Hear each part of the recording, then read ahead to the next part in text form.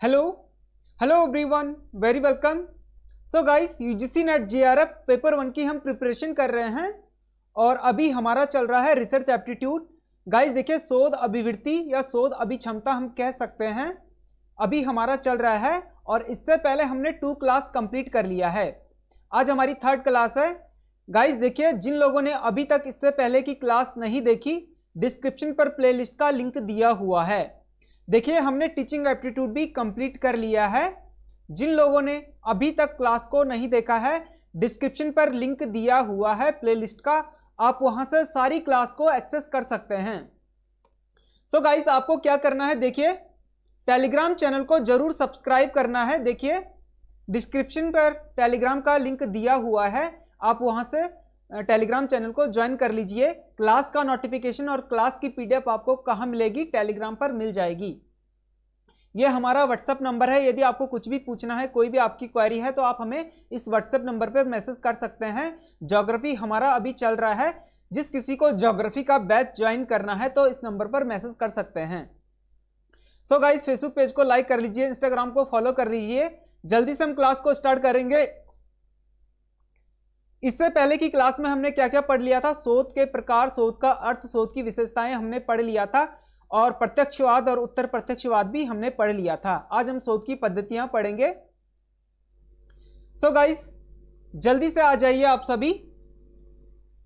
अभी तक जो लोग नहीं आए हैं, जल्दी से आ जाइए। क्लास को स्टार्ट करते हैं। गाइस देखिए, आज की क्लास वेरी इंपॉर्टेंट क्लास है गाइस। शोध की पद्धतियां, तो देखिए गाइस, शोध की 4 पद्धतियां होती हैं। अक्सर बुक पे आप 5 देखेंगे, लेकिन इंपॉर्टेंट 4 होती हैं, जहां से सबसे ज्यादा क्वेश्चंस बनते हैं। सबसे पहला है प्रयोगात्मक शोध विधि, यानी कि एक्सपेरिमेंटल रिसर्च मेथड बोलते हैं जिसे। दूसरा है वर्णनात्मक शोध विधि, यानी कि डिस्क्रिप्टिव रिसर्च मेथड बोलते हैं। और तीसरा है ऐतिहासिक शोध विधि, यानी कि हिस्टोरिकल रिसर्च मेथड। और चौथा है गुणात्मक और मात्रात्मक शोध विधि, यानी कि क्वांटिटिव और क्वालिटिव रिसर्च मेथड। तो गाइस देखिए, चारों बहुत इंपॉर्टेंट है, चारों के बारे में आपको याद रखना है, बहुत ज्यादा महत्वपूर्ण है। चारों के चारों वेरी इंपॉर्टेंट है, आपको चारों याद रखने हैं। Experimental research method, descriptive research method और हिस्टोरिकल रिसर्च मेथड और क्वांटिटिव और क्वालिटिव रिसर्च मेथड। हिंदी में आपने पढ़ लिया है प्रयोगात्मक शोध विधि, वर्णनात्मक शोध विधि, ऐतिहासिक शोध विधि और गुणात्मक एवं मात्रात्मक शोध विधि। अब हम इनके बारे में पढ़ेंगे। सबसे पहले हम प्रयोगात्मक शोध विधि के बारे में पढ़ेंगे। तो देखिए, प्रयोगात्मक शोध विधि, प्रयोगात्मक शोध विधि किसे कहा जाता है? तो देखिए, वह पद्धति, देखिए प्रयोगात्मक शोध विधि यानी कि एक्सपेरिमेंटल रिसर्च वह पद्धति है जो प्रयोग के आधार पर की जाती है, यानी कि एक्सपेरिमेंटल के आधार पर की जाती है। आप लैब में जाते हैं, वहां पर एक्सपेरिमेंट करते हैं। लैब में बहुत सारे केमिकल को मिलाकर आप वहां पर एक एक्सपेरिमेंट करते हैं, एक नया केमिकल बनाने की कोशिश करते हैं। तो इसी तरह से प्रयोगात्मक जो शोध होता है वो प्रयोग के आधार पर ही किया जाता है। देखिए, यदि आपको गाड़ी सीखनी है, जब तक आप गाड़ी पे बैठे नहीं, स्टीयरिंग को आपने पकड़ा नहीं, स्टार्ट नहीं किया और आपने गियर लगाना नहीं सीखा, गाड़ी को फर्स्ट गियर पे चलाना नहीं सीखा, तब तक आप नहीं सीख पाएंगे। तो इसको क्या कहेंगे? प्रयोगात्मक विधि कहा जाएगा। यानी कि आपने एक्सपेरिमेंट किया, रिसर्च किस चीज का? गाड़ी सीखने का। तो इसीलिए प्रयोगात्मक शोध वह पद्धति है जो प्रयोग के आधार पर की जाती है। प्रयोगात्मक शोध में कार्य और कारण में संबंध स्थापित किया जाता है। देखिए, जो एक्सपेरिमेंट रिसर्च होता है उसमें क्या होता है? जो वर्क होता है, जो रीजन होता है, जो रिलेशन होता है, वर्क और रीजन यानी कि कार्य और कारण के बीच जो संबंध स्थापित होता है, जो रिलेशन स्थापित होता है, उसको देखा जाता है। कैसे रिलेशन स्थापित किया जाए, किस तरह से संबंध को स्थापित किया जाए और इसका कारण क्या होगा और कारण के प्रभाव भी क्या होगा। इस विधि में कार्य, कारण और संबंध स्थापित करने के लिए 2 स्थितियों को संतुष्ट करना होता है। देखिए, प्रयोगात्मक शोध में जब भी कार्य और कारण संबंध को स्थापित करते हैं तो उसमें 2 स्थितियों को देखना बहुत जरूरी होता है, 2 स्थितियों को संतुष्ट करना बहुत जरूरी होता है। वो क्या क्या होता है मैं आगे आपको बताऊंगा। इतना आपको समझ में आ गया है ना? प्रयोगात्मक शोध किसे कहते हैं? प्रयोग के आधार पर जो शोध किया जाता है उसी को प्रयोगात्मक शोध कहा जाता है। प्रयोगात्मक शोध में 2 चीजें वेरी इंपॉर्टेंट है, कार्य और कारण।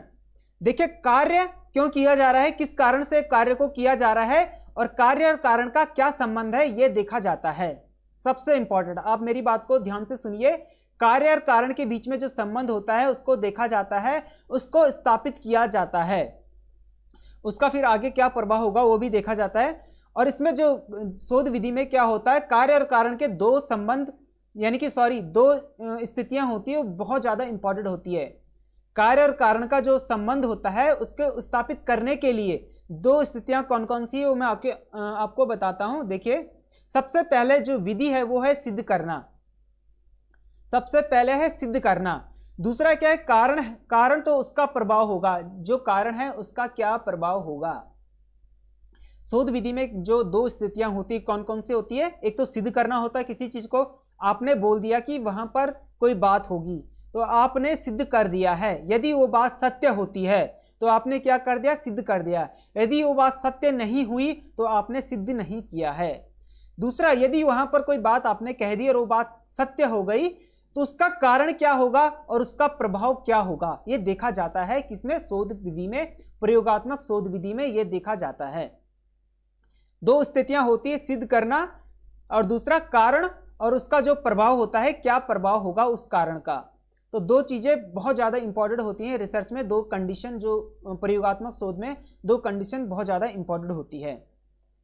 देखिए, प्रयोगात्मक शोध जॉन स्टुअर्ट के एकल चर के नियम पर आधारित है। बहुत बार क्वेश्चंस बनकर आ जाते हैं यहां से कि प्रयोगात्मक शोध एकल चर नियम किसने दिया, प्रयोगात्मक शोध में एकल चर नियम किसने दिया, तो आपको याद रखना है जॉन स्टुअर्ट ने दिया है, जॉन स्टुअर्ट ने दिया है एकल चर का नियम, आपको याद रखना है प्रयोगात्मक शोध में। बाकी के क्वेश्चन यहां से भी बहुत सारे बन जाते हैं कि प्रयोगात्मक शोध क्या होता है, किसके आधार पर किया जाता है, इसमें कौन कौन से संबंध होते हैं, तो आपको याद रखना है कार्य और कारण दो संबंध होते हैं, दोनों संबंध को देखा जाता है। इसकी दो स्थितियां भी होती हैं, कौन कौन सी स्थिति होती है, उसका प्रभाव देखा जाता है, कारण का प्रभाव देखा जाता है। दूसरी, पहली स्थिति क्या होती है, सिद्ध करना, दूसरी क्या होती है, कारण का प्रभाव को देखना। और प्रयोगात्मक शोध का एकल चर का नियम किसने दिया है, जॉन स्टुअर्ट ने दिया है। इतना आपको समझ में आ गया है ना। देखिए, समझ में आ गया है तो जल्दी से बता दीजिए।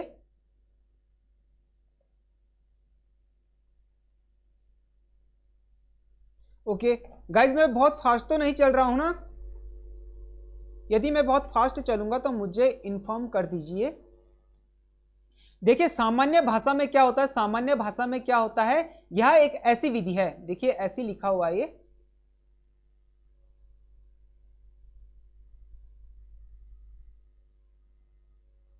यह एक ऐसी विधि, क्या हो गया ये, यह एक ऐसी विधि है जिसमें हम किसी सूक्ष्म समस्याओं का समाधान प्रस्तुत करने के लिए स्वतंत्र चर में हेरफेर करके आश्रित चर पर उसका प्रभाव देखते हैं। कहने का मतलब यह है कि जो प्रयोगात्मक शोध है एक ऐसी विधि है जिसमें हम क्या करते हैं, सूक्ष्म समस्या होती है जो निम्न तबके की समस्या होती है, निम्न लेवल की जो यानी कि बहुत ही लोअर लेवल की, पुअर लेवल की जो प्रॉब्लम होती है उनका सॉल्यूशन प्रस्तुत करते हैं। उनका सॉल्यूशन यानी कि समाधान, निदान प्रस्तुत करने के लिए हम क्या करते हैं, स्वतंत्र चर होते हैं, जो स्वतंत्र चर क्या करते हैं, हेरफेर करके आश्रित चर पर यानी कि जो डिपेंडेंट चर पर उसका प्रभाव देखते हैं। यानी कि डिपेंडेंट चर होता है, आपको पता है आश्रित चर किसे कहते हैं, जो दूसरों पर निर्भर होते हैं उन्हीं को आश्रित चर कहा जाता है। आपने जो शिक्षण अभिवृत्ति में जब हमने पढ़ा था उसमें देखा होगा, जो विद्यार्थी होते हैं, स्टूडेंट्स होते हैं, उन्हें क्या कहा जाता है, आश्रित चर कहते हैं, उन्हें क्या कहा जाता है, डिपेंडेंट वेरिएबल कहा जाता है। और स्वतंत्र चर किसे कहा जाता है, टीचर्स को स्वतंत्र चर कहा जाता है। ऐसे ही रिसर्च में क्या होता है, जो रिसर्चर होता है वो क्या करता है, जो डिपेंडेंट चर होते हैं, जो डिपेंडेंट चर होते हैं उन पर उनका प्रभाव देखते हैं। और कब देखते हैं, जब वो क्या करते हैं, हेरफेर करते हैं, किस पर, जो डिपेंडेंट वेरिएबल होते हैं यानी कि आश्रित चर पर जो हेरफेर करके उसका प्रभाव को देखते हैं। यह अध्ययन नियंत्रण परिस्थितियों में किया जाता है। यह विधि एक एकल चर धारणा पर आधारित है। देखिए, जो ये अध्ययन होता है प्रयोगात्मक शोध में, जो स्वतंत्र चर जो हेरफेर करके जो आश्रित चर पर उसका प्रभाव देखते हैं, यह अध्ययन नियंत्रण परिस्थितियों में किया जाता है। जब क्या होती है, जो परिस्थितियां होती है, जो कंडीशन होता है, जब वो क्या होता है, हमारे हाथ में होता है। हमारे हाथ में जब स्थिति होती है, कंडीशन होती है, परिस्थितियां होती है, हमारे फेवर में जब होती हैं तब हम क्या करते हैं, यह अध्ययन करते हैं। और यह विधि क्या है, एकल चर धारणा पर आधारित है। कहने का मतलब यह है, इस विधि को हम क्या कहते हैं, एकल चर का नियम कहते हैं। इस विधि को हम क्या कहते हैं, एकल चर नियम कहते हैं। तो ये समझ में आ गया है ना आपका। अब देखिए कैसे रिसर्चर किया जाता है, रिसर्च कैसे किया जाता है इस विधि में, इसकी विशेषताएं, किसमें, प्रयोगात्मक शोध में कैसे रिसर्च किया जाता है, कैसे शोध किया जाता है, इस विधि की विशेषताएं। तो सबसे पहले है नियंत्रित, किसी भी चीज को नियंत्रित करना, कुछ चरों को नियंत्रित करना। देखिए जो आप रिसर्च कर रहे हैं उसको क्या करते हैं, नियंत्रित करते हैं। क्या करते हैं, नियंत्रित करते हैं। ठीक है। दूसरा होता है हेरफेर, यानी कि स्वतंत्र चर में हेरफेर करते समय, यानी कि हेरफेर करते हैं। देखिए हेरफेर कब किया जाता है, जब स्थिति क्या होती है, नियंत्रित होती है। जब स्थिति क्या होती है, परिस्थिति क्या होती है, नियंत्रण में होती है, तभी हेरफेर किया जाता है। अब है अवलोकन, स्वतंत्र चर में हेरफेर का प्रभाव देखते हैं, यानी कि जो स्वतंत्र चर होता है उसमें हेरफेर का प्रभाव देखा जाता है, यानी कि अवलोकन किया जाता है, ऑब्जर्वेशन किया जाता है, उस प्रभाव को देखा जाता है कि हेरफेर करके कितना प्रभाव पड़ा है, कारण देखा जाता है, कारण का कितना प्रभाव पड़ा है। ये सारी चीजें बहुत इंपॉर्टेंट है, तीनों चीजें, नियंत्रण करना, हेरफेर करना, अवलोकन करना। ठीक है। अब है स्वतंत्र चर, यानी कि स्वतंत्र चर होता है, आश्रित चर होता है और हस्तक्षेप चर होता है। आपने टीचिंग एप्टीट्यूड में पढ़ा होगा। गाइस जिन लोगों ने अभी तक क्लास को लाइक नहीं किया है, जल्दी से क्लास को लाइक कर लीजिए।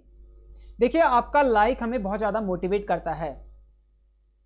क्लास को लाइक कर लीजिए। जो पहली बार आए हैं चैनल को सब्सक्राइब जरूर कर लीजिए। पीडीएफ आपको मिल जाएगी, निश्चित रहिए। आपके कमेंट आ रहे हैं कि सर पीडीएफ मिल जाएगी, तो आपको मिल जाएगी पीडीएफ। टेलीग्राम पे जाइए, आपको सारी पीडीएफ वहां पर अवेलेबल कर लिया गया है और ये पीडीएफ भी आपको मिल जाएगी। तो देखिए गाइस, आपने टीचिंग एप्टीट्यूड में पढ़ा है कि स्वतंत्र चर किसे कहा जाता है, आश्रित चर किसे कहा जाता है और हस्तक्षेप चर किसे कहा जाता है। आपको ट्राइंगल याद होगा।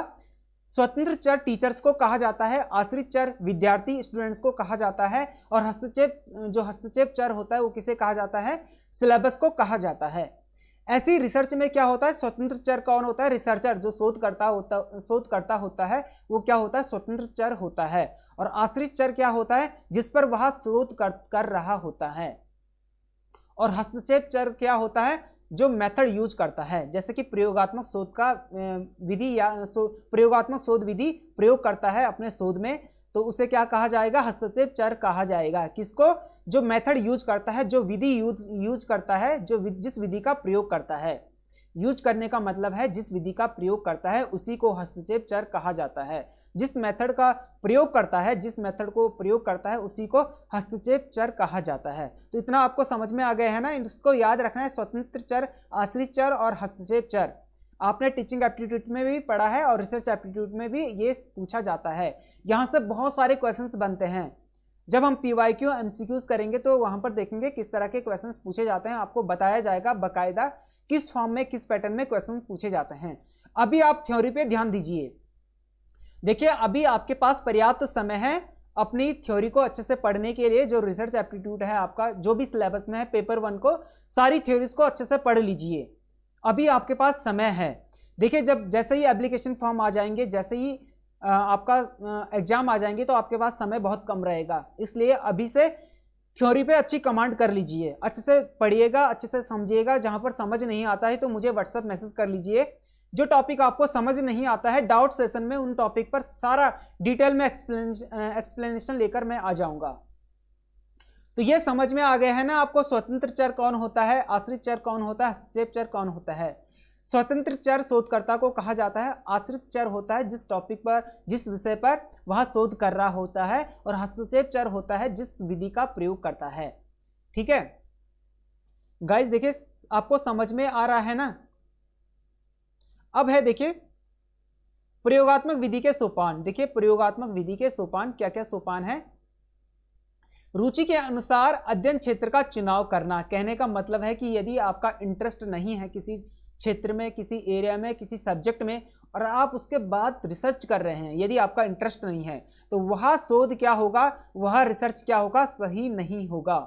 उस रिसर्च को आप अच्छे से नहीं कर पाएंगे क्योंकि आपका इंटरेस्ट है ही नहीं, आप जबरदस्ती कर रहे हैं। इसीलिए रुचि के अनुसार ही अध्ययन क्षेत्र का चुनाव करना है। अपना जो टॉपिक है, जो विषय का जो टॉपिक है, रिसर्च का जो शोध का टॉपिक है, उसे अपने इंटरेस्ट के अनुसार ही चुना जाता है। दूसरा, जिस एरिया में आप, जिस क्षेत्र में आप क्या करते हैं, अध्ययन करते हैं, जिस क्षेत्र का आप रिसर्च करते हैं, शोध करते हैं, उसका चुनाव भी आपको अपने अनुसार लेना है, अपने इंटरेस्ट के अनुसार, अपने रुचि के अनुसार ही चुनाव करना है। समस्या से संबंधित साहित्य का सर्वेक्षण करना होता है, यानी कि जो भी समस्या होती है, यानी कि संबंधित साहित्य से संबंधित जो समस्या होती है उनका सर्वेक्षण करना है। कहने का मतलब ये है कि जिस टॉपिक पर, जिस विषय पर आप शोध कर रहे हैं, उसके साहित्य में कोई भी समस्या उत्पन्न होती है, उसके साहित्य में जब आप थीसिस लिखते हैं, आपको कोई भी समस्या होती है, उससे पहले आपको क्या करना है, साहित्य लिखने से पहले, यानी कि जो थीसिस लिखने से पहले आपको सर्वेक्षण कर लेना चाहिए कि इसमें क्या क्या समस्या हो सकती है।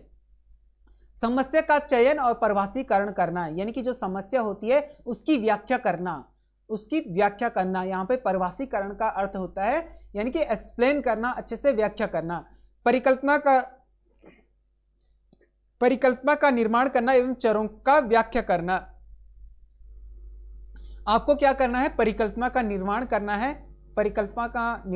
है, उसके बाद क्या करना है, आपको चरों की व्याख्या करनी है। जो चर हैं आपके, उनकी व्याख्या करनी है। अभी आपने शोध के 4 चर पढ़े हैं ना, ऐसे ही जब आप रिसर्च करेंगे तो रिसर्च में भी आपको 4 चर मिलेंगे। उन चरों की आपको क्या करना है, व्याख्या करना है। किन किन विधि की, आप कहने का मतलब ये कि जिस विधि का आप प्रयोग करेंगे अपने रिसर्च में, तो उस रिसर्च की आपको व्याख्या करनी है, उस शोध विधि की आपको क्या करनी, व्याख्या करनी है। जिस रिसर्च मेथड का आप प्रयोग करेंगे, उस रिसर्च मेथड का आपको क्या करना है, एक्सप्लेनेशन देना है। इतना आपको समझ में आ गया, यानी कि जिस शोध विधि का आप प्रयोग करेंगे उसका आपको क्या करना है, व्याख्या भी देना है और परिकल्पना का निर्माण भी करना है। तो ये समझ में आ गए है ना। अब देखिए, प्रयोगात्मक योजना का निर्माण करना है, यानी कि जिस विधि का आप प्रयोग कर रहे हैं, जिस अपने शोध में जिस विधि का प्रयोग कर रहे हैं, उस विधि का आपका क्या करना है, योजना का निर्माण करना है, एक नियोजित योजना तय करनी है। ठीक है, ऐसे नहीं कि आप शोध कर रहे हैं और ऐसे ही कर रहे हैं शोध, ऐसी आप कोई भी विधि आप यूज कर रहे हैं, कोई भी मेथड आप यूज कर रहे हैं और अपना रिसर्च कर रहे हैं, ऐसा नहीं करना है। बाकायदा जिस मेथड का आप यूज करेंगे उस मेथड का आप एक्सप्लेनेशन भी देंगे और उसमें कौन कौन जिस तरह की आप योजना, जो आपकी योजना होगी, जो आपकी रणनीति होगी, उसका भी निर्माण करना है, प्रयोग करना है, यानी कि एक्सपेरिमेंट करना है रिसर्च का। देखिए, जिस विधि में आप, जिस टॉपिक पर आप रिसर्च कर रहे हैं, जिस विषय में, उसमें जो आप एक्सपेरिमेंट करेंगे, जो प्रयोग करेंगे, ये सारी चीजें देखिए जो मैं आपको बता रहा हूं, इंटरेस्ट के अनुसार एरिया चुनना है, संबंधित साहित्य का सर्वेक्षण करना है, समस्या से पहले समस्या का चयन करना है, परिभाषीकरण करना है, परिकल्पना करना है, चरों की व्याख्या करनी है, प्रयोगात्मक योजना का निर्माण करना है, उसके बाद क्या करना, आपको प्रयोग करना है। क्या करना है, प्रयोग करना है।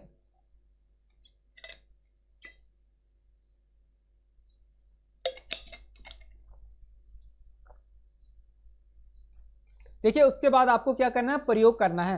प्रयोग करने के बाद गाइस आपको क्या करना है, आंकड़ों का संकलन एवं सरलीकरण करना है।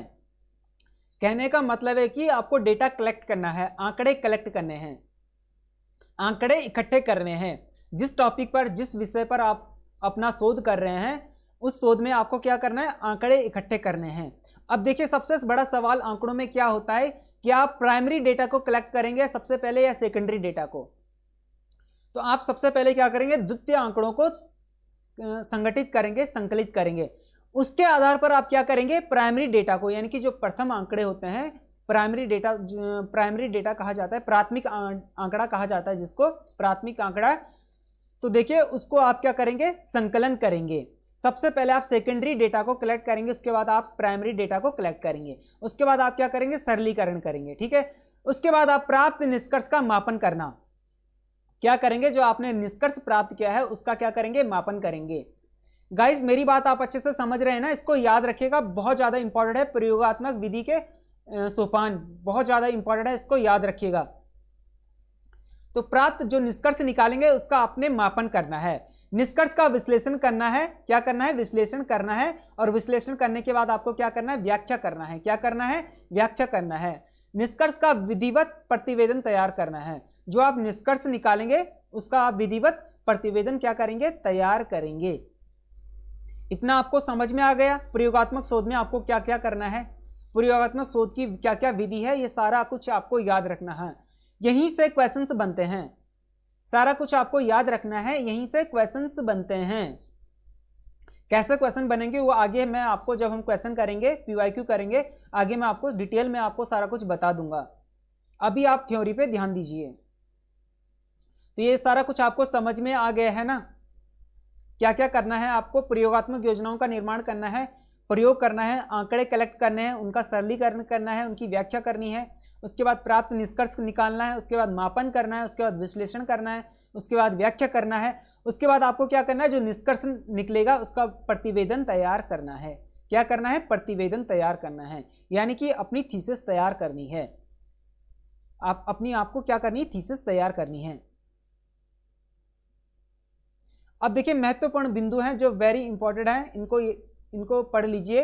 इस विधि के कारण और प्रभाव को देखने की कोशिश की जाती है। प्रयोगात्मक शोध में क्या होता है? कारण को देखा जाता है और जो कारण का प्रभाव पड़ता है उसको देखा जाता है। मैंने आपको पहले भी बता दिया है। यह विधि होती है, जो प्रयोगात्मक विधि होती है, भविष्य से संबंधित होती है। किससे संबंधित होती है? भविष्य से संबंधित होती है, और विज्ञान क्षेत्र में इसका उपयोग किया जाता है। यानी कि साइंस में इसका उपयोग किया जाता है। किसमें? साइंस में। प्रयोगात्मक विधि का प्रयोग कहाँ किया जाता है? विज्ञान क्षेत्र में किया जाता है। और ये क्या होती है? एकल चर धारणा पर आधारित होती है। क्या होती है? एकल चर धारणा पर आधारित होती है। एकल चर धारणा पर आधारित होती है, इसको अच्छे से याद रखिएगा। एकल चर, जो एकल चर नियम है किसने दिया है आपको याद रखना है। और देखिए एकल चर जो धारणा है ये कहां पर प्रयोग किया जाता है? इस एकल चर नियम का प्रयोग कहां पर किया जाता है? प्रयोगात्मक विधि में एकल चर नियम का प्रयोग किया जाता है प्रयोगात्मक विधि में।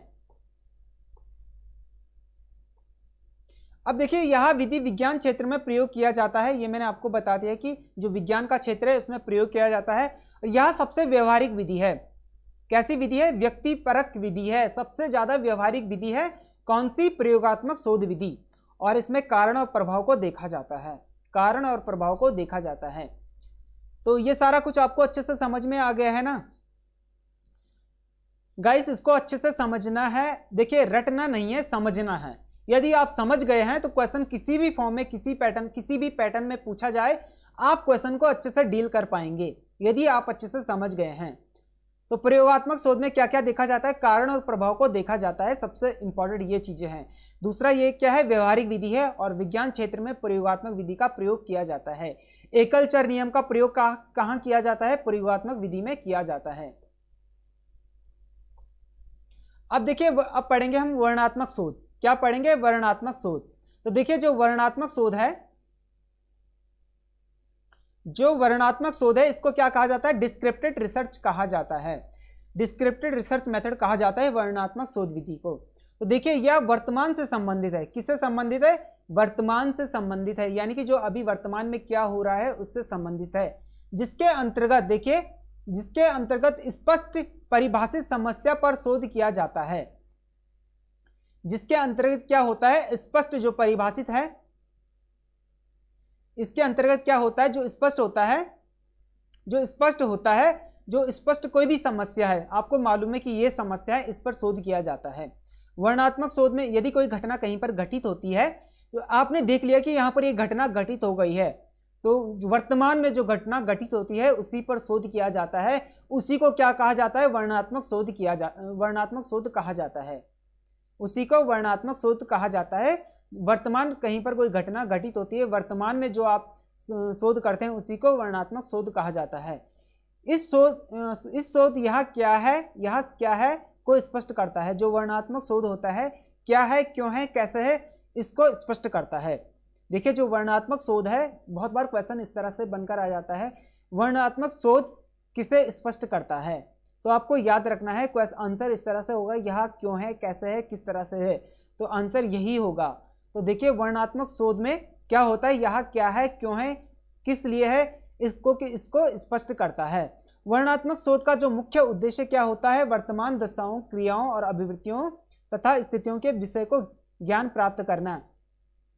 देखिए वर्णनात्मक शोध का जो मुख्य उद्देश्य क्या होता है? जो वर्तमान दशाएं होती है, वर्तमान जो क्रियाएं होती हैं, जो वर्तमान अभिवृत्ति होती है, अभिक्षमता होती है, वर्तमान स्थिति होती है, वर्तमान स्थिति का जो विषय होता है, इन सभी का ज्ञान प्राप्त करना ही वर्णनात्मक शोध है। इन सभी का ज्ञान प्राप्त करना ही क्या है? वर्णनात्मक शोध है। तो आप अच्छे से समझ गए हैं ना इसको? वर्णनात्मक शोध को अच्छे से समझ गए हैं ना? देखिए, इस तरह के शोध में परिकल्पनाओं का महत्व तो बहुत अधिक होता है। डिस्क्रिप्टिव रिसर्च में, वर्णनात्मक शोध में परिकल्पना का जो परिकल्पना होती है उसका बहुत ज्यादा अधिक महत्व होता है, परिकल्पनाओं का। ठीक है, वर्णनात्मक शोध समस्या से संबंधित केवल तथ्यों का एकत्र ही नहीं करता, बल्कि वह समस्या से संबंधित विभिन्न चरों में आपसी संबंध ढूंढने का प्रयास करता है, साथ ही भविष्यवाणी भी करता है। कहने का मतलब यह है कि जो वर्णनात्मक शोध होता है वो समस्या से संबंधित ही होता है। सॉरी गाइस, 1 मिनट पानी पी लेता हूं।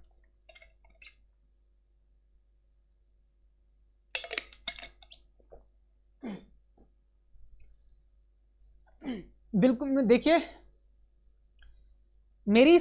मेरी तबीयत अब बिल्कुल सही है। मेडिसिन अभी चल रही है लेकिन तबीयत सही है, फिलहाल तो अभी सही है। बीच बीच में प्रॉब्लम हो जाती है गले की, तो आप सभी को मालूम है मेरी गले की प्रॉब्लम है। देखिए, वर्णनात्मक शोध होता है उसमें समस्या के साथ साथ तथ्यों को भी एकत्रित, देखिए वर्णनात्मक शोध में समस्या से संबंधित केवल तथ्य एकत्र ही नहीं करता है, बल्कि समस्या से संबंधित विभिन्न चरों में आपसी संबंध ढूंढने का प्रयास करता है। कहने का मतलब यह है कि जो वर्णनात्मक शोध होता है उसमें जो समस्या है, जो तथ्य है, उनके साथ साथ उनको एकत्रित तो करता ही है। जो समस्या है, जो तथ्य है, उनके साथ साथ जो समस्या और तथ्य का जो आपसी संबंध होता है, जो समस्या होता है, जो तथ्य होता है, उनका आपसी संबंध को ढूंढने का प्रयास करता है वर्णनात्मक शोध में। यानी कि कहीं पर कोई समस्या होती है तो यह समस्या क्यों हुई है, इस तथ्य को देखा जाता है। यदि आपको तथ्य मिल गया है कि यह समस्या इस कारण से उत्पन्न हुई है, तो उसका संबंध भी देखा जाता है। इसका क्या संबंध है, क्या रिलेशन है, यह देखा जाता है वर्णनात्मक शोध में। और यह क्या करता है? भविष्यवाणी भी करता है, यानी कि वर्तमान ही भविष्य को तय करता है। मेरी बात को आप अच्छे से याद रखिएगा, किसी विद्वान ने कहा है कि वर्तमान ही भविष्य को तय करता है। तो वर्णनात्मक शोध में क्या होता है? जो वर्तमान स्थिति होती है उसका अध्ययन किया जाता है और यही भविष्य को तय करता है। यही क्या करता है? भविष्य को तय करता है, वर्तमान स्थिति। तो वर्णनात्मक शोध में क्या होता है? वर्तमान समस्या का समाधान किया जाता है और तथ्यों को एकत्रित किया जाता है, और जो समस्या और तथ्य का जो संबंध है उसको ढूंढने का प्रयास किया जाता है। समस्या और तथ्य, जो समस्या है, जो तथ्य है, इन दोनों का जो संबंध है उसको ढूंढने का प्रयास किया जाता है, संबंध ढूंढा जाता है, और उसी से भविष्यवाणी की जाती है। भविष्य मतलब भविष्य की बात कही जाती है कि भविष्य में ये होगा। इतना आपको समझ में आ गया है ना गाइस? देखिए, हो जाता है बीच बीच में फ्लो टूट जाता है, तो इसलिए थोड़ा प्रॉब्लम हो जाती है। देखिए, वर्णनात्मक शोध की विशेषताएं। वर्णनात्मक शोध की क्या क्या विशेषताएं हैं गाइस? देखिए, आज हमारी ये क्लास बहुत ज़्यादा इंपॉर्टेंट है और थोड़ा लंबी होगी, तो कंप्लीट पूरा देखिएगा, आपको बहुत ज़्यादा हेल्प मिलेगी इस क्लास से। ठीक है, जल्दी जल्दी करेंगे। देखिए, वर्णनात्मक शोध की क्या क्या विशेषताएं हैं, यह क्या है, क्यों है, किस लिए है, यह इन सभी को परिभाषित करता है। वर्णनात्मक शोध में क्या होता है, क्या है, क्यों है, किस लिए है, इन सभी को परिभाषित करता है। यह वर्तमान से संबंधित होता है। किससे संबंधित? वर्तमान से संबंधित होता है, मैंने आपको पहले ही बता दिया है। यह शोध में स्पष्ट परिभाषित समस्या पर काम करता है। जो समस्या होती है, जो भी वर्तमान में जो समस्या होती है, उस समस्या पर काम करता है। यह क्या होता है? वर्णनात्मक शोध होता है। वर्णनात्मक शोध की विशेषता होती है कि जो स्पष्ट परिभाषित समस्या है उस पर काम करता है। प्राथमिक डाटा पर आधारित होता है, यानी कि प्राथमिक डाटा यानी कि प्राइमरी डेटा पर आधारित होता है। प्राइमरी डेटा कलेक्ट किया जाता है, प्राथमिक डाटा को वहां पर कलेक्ट किया जाता है, संकलित किया जाता है। और अनियंत्रित चर होता है, यानी कि अनियंत्रित चर होता है। कहने का मतलब ये होता है कि नियंत्रित नहीं होता है, अनियंत्रित होता है। इसमें बहुत सारे परिवर्तन होते रहते हैं, परिवर्तन देखे जाते हैं और होते रहते हैं। तो इतना आपको समझ में आ गया है ना गाइस? अच्छे से समझ में आ गया है ना? यदि आपको जब कभी भी समझ में नहीं आता तो क्लास को दोबारा देख लीजिए, और तब भी नहीं आया तो मुझे मैसेज कर लीजिए जिस टॉपिक पर आपको समझ नहीं आया तो मैं डाउट सेशन में डिटेल एक्सप्लेनेशन लेकर और अच्छे से लेकर आऊँगा। देखिए इसकी विशेषताएं पढ़ रहे हैं हम वर्णनात्मक शोध की, तो इसका संबंध क्या होता है, व्यक्ति विशेष से ना होकर संपूर्ण जनसंख्या से होता है। वर्णनात्मक शोध की जो विशेषताएं होती हैं इसमें क्या होता है, व्यक्ति विशेष से मतलब किसी पर्टिकुलर एक इंसान से ना होकर बहुत सारे यानी कि जो संपूर्ण जनसंख्या है किसी गांव में किसी कस्बे में सबसे होता है। इसका विशिष्ट उद्देश्य होता है, एक विशिष्ट उद्देश्य होता है, विशेष उद्देश्य होता है वर्णनात्मक शोध का। इस शोध में वैज्ञानिक नियम का प्रतिपादन नहीं होता है। इस शोध में वर्णनात्मक शोध में वैज्ञानिक नियम का प्रतिपादन नहीं होता है और संख्यात्मक गुणात्मक दोनों प्रकार के हो सकते हैं। यहाँ पर संख्यात्मक का प्रयोग किया जाता है और गुणात्मक का भी प्रयोग किया जाता है। कहने का मतलब यह है कि यहाँ पर मात्रात्मक और गुणात्मक दोनों का ही प्रयोग किया जाता है। थ्योरी के साथ साथ हम क्या करते हैं, डेटा का भी प्रयोग करते हैं, आंकड़ों का भी प्रयोग करते हैं। तो ये क्या हो गया, वर्णनात्मक शोध हमारा कंप्लीट हो गया। वर्णनात्मक शोध के चरण थोड़ा पढ़ लेते हैं। क्या क्या चरण है, शोध समस्या के कारण को स्पष्ट करना, जो शोध की जो समस्या है उसको स्पष्ट करना, यह सुनिश्चित करना कि समस्या वर्णनात्मक शोध के उपयुक्त है। यह सुनिश्चित करना कि जो समस्या है वो क्या है, वर्णनात्मक शोध के उपयुक्त है, वर्णनात्मक शोध के अंतर्गत आती है। उद्देश्यों को निर्धारित करता है, वर्णनात्मक शोध के उद्देश्य वर्तमान में जो समस्या होते हैं जो भी विषय है उसका अपना एक उद्देश्य होता है वर्णनात्मक शोध में। आंकड़े प्राप्त करना, इसमें क्या होता है, प्राइमरी डेटा को कलेक्ट किया जाता है, जो प्राइमरी आंकड़े होते हैं यानी कि जो प्राथमिक आंकड़े होते हैं उनको संकलित किया जाता है, उसके अनुसार क्या होता है, अभिकल्प को तैयार किया जाता है, अभिकल्प को तैयार किया जाता है। और देखिए गाइस ये इसमें क्या होता है, आंकड़ों का संग्रह करना होता है, यानी कि प्राथमिक आंकड़ों को कलेक्ट किया जाता है, आंकड़ों का विश्लेषण किया जाता है, उसके बाद क्या होता है, लास्ट में प्रतिवेदन तैयार किया जाता है। क्या किया जाता है, प्रतिवेदन तैयार किया जाता है। अभिकल्प को ही प्रतिवेदन कहा जाता है। और देखिए लास्ट में क्या होता है, प्रतिवेदन तैयार करना। देखिए अभिकल्प का मतलब ही प्रतिवेदन ही होता है, लेकिन देखिए आंकड़ों को कलेक्ट करके जो आंकड़े संकलित किया जाता है उनको आंकड़ों को परिभाषित करना ही अभिकल्प होता है। आंकड़ों को परिभाषित करना, आंकड़ों की व्याख्या करना ही क्या है, अभिकल्प होता है। यानी कि आंकड़ों को परिभाषित करके व्याख्या करना अभिकल्प कहलाता है। और लास्ट में क्या होता है, प्रतिवेदन होता है। लेकिन देखिए जब कभी भी हम आंकड़े कलेक्ट करके परिभाषित करते हैं, व्याख्या करते हैं, उसको क्या कहा जाता है, अभिकल्प कहा जाता है। और देखिए प्रतिवेदन क्या होता है, जब हम सब कुछ करते हैं तो लास्ट में क्या होता है, प्रतिवेदन किया जाता है। लास्ट में क्या किया जाता है, प्रतिवेदन। तो लगभग सेम होता है, लेकिन क्या होता है, प्रतिवेदन क्या होता है, सारा कुछ। देखिए वर्णनात्मक शोध में सारा कुछ पॉइंट टू पॉइंट जो भी हम मेथड अपनाते हैं, पॉइंट टू पॉइंट सारा कुछ हम करके लास्ट में हम क्या करते हैं, प्रतिवेदन तैयार करते हैं। और देखिए अभिकल्प होता है, सिर्फ आंकड़ों का व्याख्या करना ही अभिकल्प होता है। तो दोनों में थोड़ा सा डिफरेंट है लेकिन सेम होता है। अभिकल्प का प्रतिवेदन का मतलब होता है पॉइंट टू पॉइंट हम सारा कुछ अपना लेते हैं, सारा कुछ अपना लेते हैं। किसमें, वर्णनात्मक शोध में जो विधि होती है, जो मेथड होते हैं, लास्ट में हम क्या करते हैं, प्रतिवेदन तैयार करते हैं। अब है केस स्टडी। क्या है, केस स्टडी। तो देखिए केस स्टडी एक व्यक्ति, समूह या घटना समुदाय की गहन जांच है। केस स्टडी का मतलब होता है किसी भी समूह या घटना या समुदाय, कुछ भी, कोई भी विषय है आपका, डीप में स्टडी करना, उसी को केस स्टडी कहा जाता है। बिल्कुल सूक्ष्म स्तर पर हम क्या करते हैं, स्टडी करते हैं। बिल्कुल निम्न स्तर पर हम क्या करते हैं, स्टडी करते हैं। निम्न स्तर पर हम अध्ययन करते हैं, इसी को केस स्टडी कहा जाता है। क्या कहा जाता है, केस स्टडी, इसी को कहा जाता है।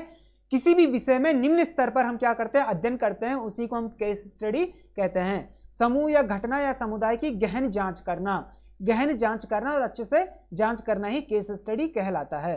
इसको आप अच्छे से समझ लीजिएगा। देखिए हमारा प्रयोगात्मक शोध कंप्लीट हो गया है, वर्णनात्मक शोध कंप्लीट हो गया है। अभी हम ऐतिहासिक शोध पढ़ेंगे। देखिए ये ऐतिहासिक शोध है। देखिए ऐतिहासिक शोध में क्या होता है, ऐतिहासिक शोध का संबंध ऐतिहासिक देखिए गाइस, जब आपको पीडीएफ मिलेगी उसमें सब कुछ सही रहेगा, यहां पर थोड़ा मिस्टेक हो जाता है। तो ऐतिहासिक शोध का संबंध ऐतिहासिक समस्याओं के वैज्ञानिक विश्लेषण से है, जिसमें विभिन्न भूत के घटनाओं का विश्लेषण भविष्य और वर्तमान के उद्देश्यों से किया जाता है। कहने का मतलब यह है कि जो ऐतिहासिक शोध होता है वो ऐतिहासिक समस्याओं के वैज्ञानिक विश्लेषण से होता है। यानी इतिहास में कभी कोई घटना घटित होती है और आप उसकी स्टडी करना चाहते हैं, तो आप क्या करेंगे, उस समस्या को जानेंगे, वो उस घटना के बारे में जानेंगे और उसका विश्लेषण करेंगे। लेकिन आप जो विश्लेषण करेंगे वो साइंटिफिक मेथड से करेंगे, वैज्ञानिक विधि से करेंगे, जिसमें क्या होता है, भूत के घटनाओं का विश्लेषण भविष्य और वर्तमान के उद्देश्य से किया जाता है। कहने का मतलब है कि जो आप स्टडी कर रहे हैं ऐतिहासिक घटना पे, जो भी आप अध्ययन कर रहे हैं, वैज्ञानिक विधि का प्रयोग करके जो आप अध्ययन कर रहे हैं, वो भूत की घटनाओं को और भविष्य और वर्तमान के उद्देश्यों को ध्यान में रखकर कर रहे हैं। भूत में कोई घटना घटित हुई थी, भविष्य में कोई घटना घटित हुई थी, तो जो भविष्य में आने वाला भविष्य है और जो वर्तमान है, उनके उद्देश्यों को ध्यान में रखकर आप ऐतिहासिक शोध करते हैं। ऐतिहासिक शोध का संबंध ऐतिहासिक यहाँ पर मिस्टेक हुआ है, ऐतिहासिक शोध का संबंध ऐतिहासिक समस्याओं के वैज्ञानिक विश्लेषण से किया जाता है। देखिए, जब कभी भी आप ऐतिहासिक शोध करेंगे तो उसका जो संबंध होता है ऐतिहासिक शोध समस्याओं का, जो भी आप शोध करेंगे वो वैज्ञानिक विश्लेषण के ही आधार पर ही करेंगे। वैज्ञानिक विश्लेषण का प्रयोग करके, वैज्ञानिक विधि का प्रयोग करके ही आप ऐतिहासिक शोध करेंगे और तभी जाकर आपका ऐतिहासिक शोध अच्छे से होगा। तो इसमें क्या किया जाता है, किस चीज का प्रयोग किया जाता है, ऐतिहासिक शोध वैज्ञानिक विधि का प्रयोग किया जाता है। तो देखिएगा, इस ऐतिहासिक शोध विधि एक क्या है,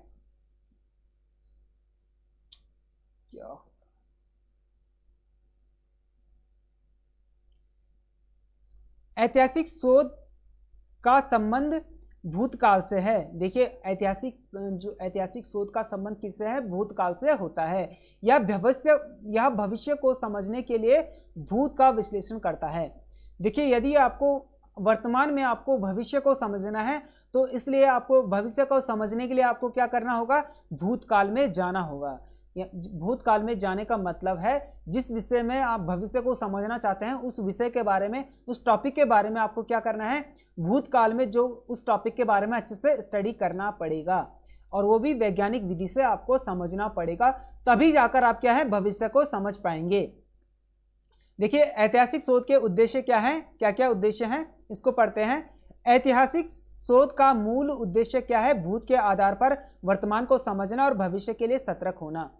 ऐतिहासिक शोध का जो मूल उद्देश्य है वो क्या है, भूत के आधार पर, यानी कि भूत के आधार पर वर्तमान को समझना है, भूत के आधार पर वर्तमान को समझना है और भविष्य के लिए सतर्क होना है, भविष्य के लिए सतर्क होना है। भूत के आधार पर भविष्य को समझना और भविष्य के लिए सतर्क होना। अब देखिए, ऐतिहासिक शोध के सोपान। गाइस, बस अब कुछ ज्यादा समय नहीं लेंगे, जल्दी से क्लास को कंप्लीट करेंगे। देखिए, ऐतिहासिक शोध के सोपान, जल्दी से क्लास को कंप्लीट करेंगे, ज्यादा समय नहीं लेंगे, जल्दी से हो जाएगा सब कुछ। देखिएगा, इस समय को दीजिए अपना समय सबसे। यदि आपको यूजीसी नेट एग्जाम क्लियर करना है, यूजीसी नेट जीआरएफ क्लियर करना है, तो आपको समय देना ही होगा, आपको अपना समय देना ही होगा और अच्छे से समझना होगा और अपना टाइम बहुत ज़्यादा देना होगा। और देखिए, थ्योरी पे अच्छे से कमांड कीजिए और कोशिश कीजिए, देखिए, बार बार रिवीजन करना। जितना ज़्यादा आप रिवीजन करेंगे उतना क्या होगा, आपकी कमांड अच्छी होगी और आपका बार बार रिवाइज और रिवीजन होता रहेगा।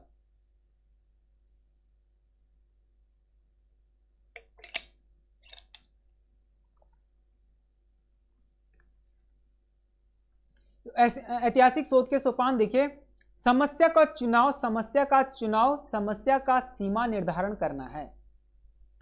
ऐतिहासिक शोध के सोपान में क्या होता है कि समस्या का चुनाव किया जाता है, समस्या का सीमा का निर्धारण किया जाता है, परिकल्पना या परिकल्पनाओं का निर्माण किया जाता है।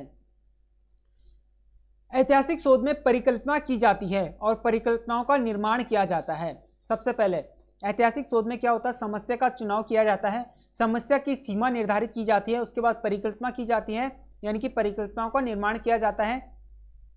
जब आप परिकल्पना कर लेते हैं, उसके बाद तथ्यों को संग्रहित किया जाता है, तथ्यों को संकलित किया जाता है, तथ्यों को संगठित किया जाता है, संकलित किया जाता है, और तथ्यों को संकलित करने के बाद संग्रहित किया जाता है, तथ्यों को प्रामाणिकता की जांच की जाती है। कहने का मतलब यह है कि जो तथ्य आप संकलित करते हैं, संग्रहित करते हैं, उन तथ्यों की क्या है, प्रमाणिकता की जांच की जाती है। क्या की जाती है? प्रमाणिकता की जांच की जाती है।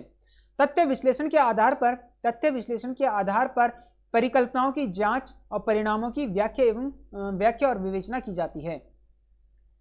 तो ऐतिहासिक शोध में क्या क्या किया जाता है? सबसे पहले समस्या का चुनाव किया जाता है, उसके बाद समस्या का सीमा का निर्धारण किया जाता है, उसके बाद परिकल्पना की जाती है, परिकल्पना का निर्माण किया जाता है, उसके बाद तथ्यों को संगठित किया जाता है, संकलित किया जाता है, और जो तथ्य आप संकलित करते हैं उनकी प्रमाणिकता की जाती है।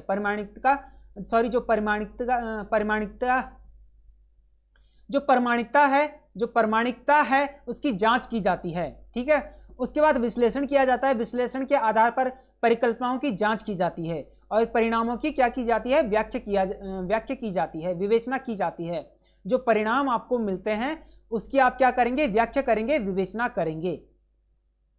तो इसको आप अच्छे से समझ गए हैं ना? तथ्यों को संगठित करके संकलित करके आप क्या करेंगे? तथ्यों की प्रमाणिकता की जांच करेंगे। ठीक है, उसके बाद क्या करेंगे? विश्लेषण करेंगे, विश्लेषण के बाद परिकल्पनाओं की जांच करेंगे और जो परिणाम आपको मिलेंगे अंत में उनकी व्याख्या करेंगे, विवेचना करेंगे। तो आपका देखिए ऐतिहासिक शोध भी कंप्लीट हो गया है। लास्ट आखिर में बचता है मात्रात्मक और गुणात्मक शोध। तो इसको आप अच्छे से पढ़ लीजिएगा, मात्रात्मक और गुणात्मक शोध को अच्छे से समझिएगा। तो देखिए मात्रात्मक और गुणात्मक शोध क्या होता है? मात्रात्मक और गुणात्मक शोध विधि क्या क्या है?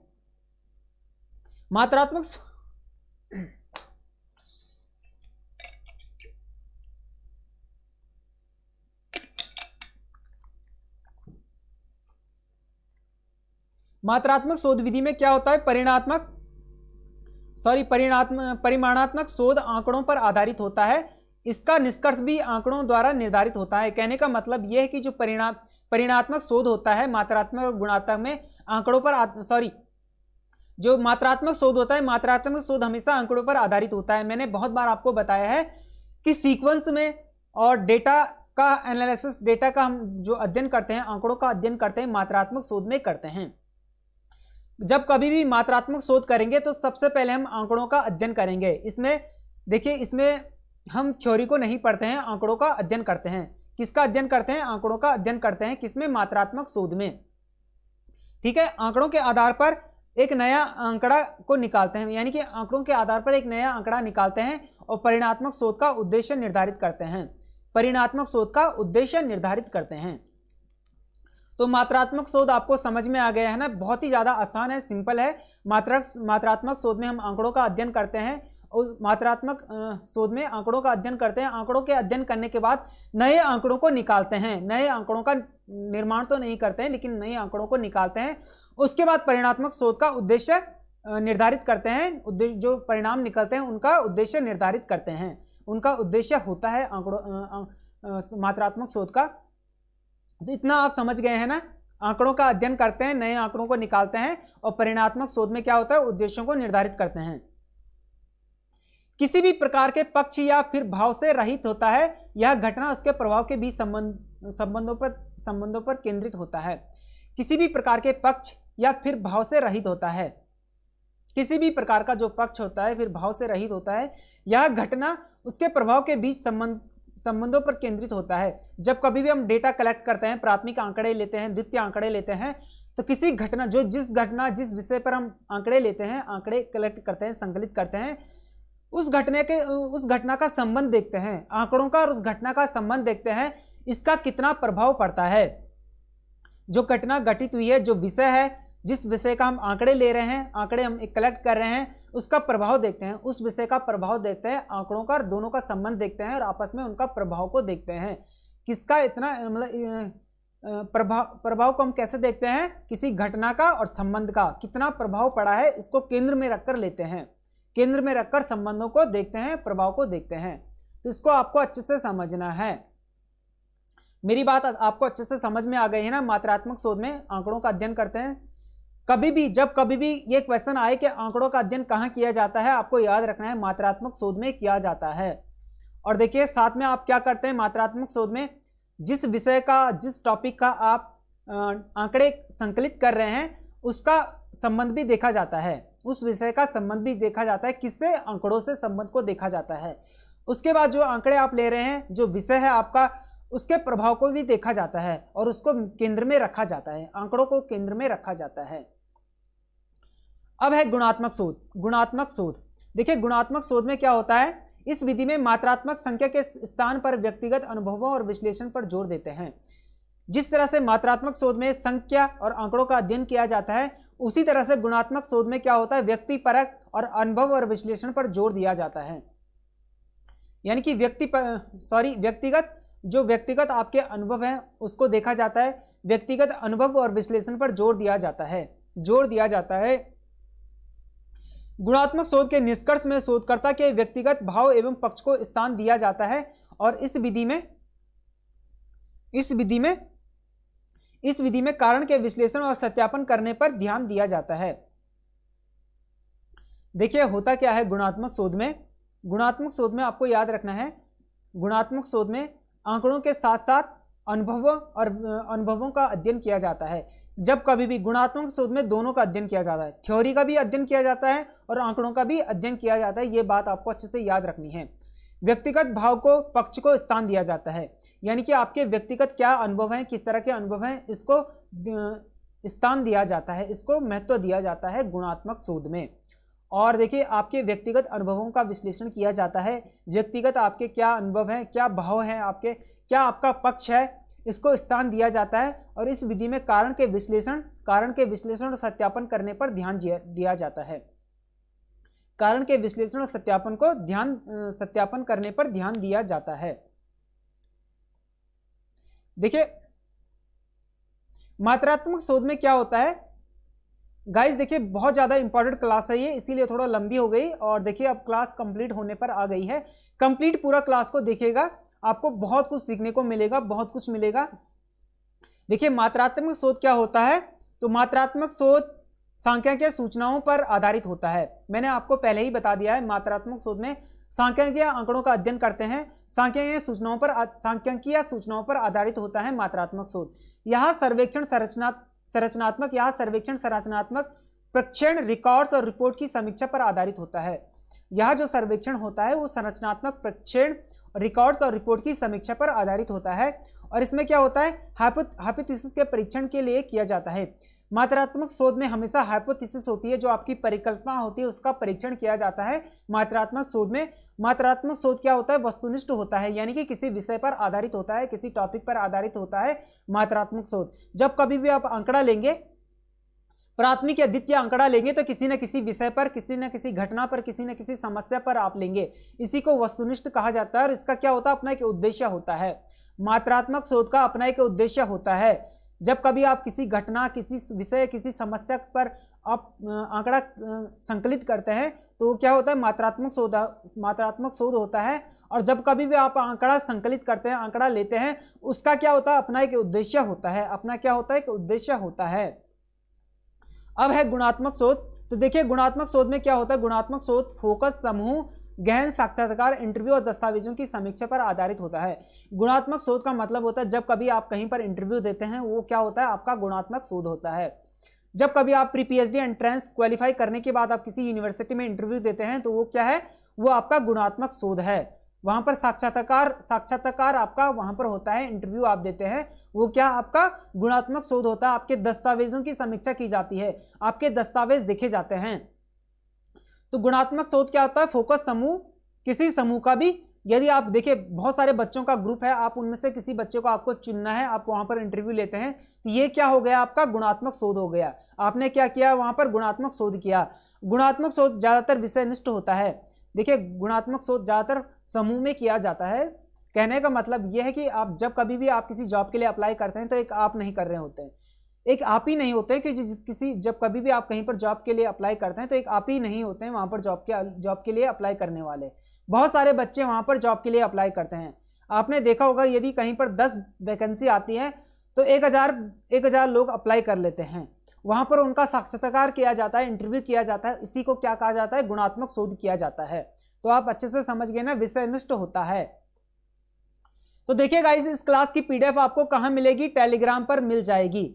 टेलीग्राम चैनल का लिंक डिस्क्रिप्शन पर दिया हुआ है, आप वहां से टेलीग्राम चैनल को ज्वाइन कर लीजिए। क्लास का नोटिफिकेशन सबसे पहले टेलीग्राम पर प्रोवाइड कर लिया जाता है। यदि आपको कुछ भी पूछना है, कोई भी आपकी क्वारी है, तो आपको इस व्हाट्सएप नंबर पर आप हमें मैसेज कर सकते हैं। यदि आपको geography UGC net JRF geography की प्रिपरेशन करनी है हिंदी मीडियम में, तो देखिए आप हमें इस नंबर पर व्हाट्सएप मैसेज कर सकते हैं। ज्योग्राफिकल थॉट हमारा चल रहा है, लगभग कंप्लीट होने पर आ गया है। और देखिए फेसबुक पेज को लाइक कर सकते हैं, इंस्टाग्राम को फॉलो कर सकते हैं। सारे लिंक आपको कहाँ मिल जाएंगे, व्हाट्सएप नंबर को सेव कर लीजिए, प्रोफाइल में जाइए, आपको सारे लिंक मिल जाएंगे। सो गाइस, आज की क्लास यहीं तक। चैनल को सब्सक्राइब कीजिए, बेल आइकन को प्रेस जरूर कीजिए।